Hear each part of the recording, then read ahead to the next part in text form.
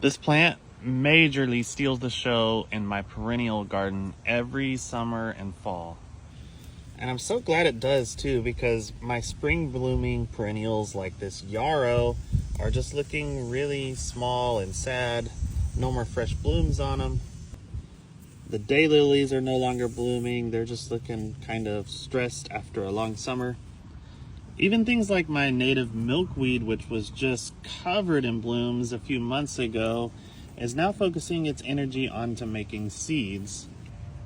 That's why it's so important to have perennials in your perennial garden that are going to be summer and fall bloomers, because when your spring perennials are done, you need something that's going to pick up the slack, and Turk's Cap does a phenomenal job at that. And not only is it beautiful, but it is also a native, and the hummingbirds absolutely go crazy for this plant. They are all over it throughout different times of the day, every day. And in about a month, it's going to start producing little fruits, which are edible, and they're actually pretty tasty. And Turk's Cap is one of those rare plants that actually grows equally well in sun or shade. This one is really loving this dappled sunspot under these pecan trees. And it can get pretty big, which is nice when you need something to take up some room.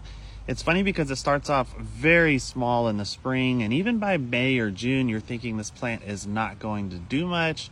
And then about summertime, it just really starts exploding with growth and blooming its head off. It's just an all-around great plant to have in your garden.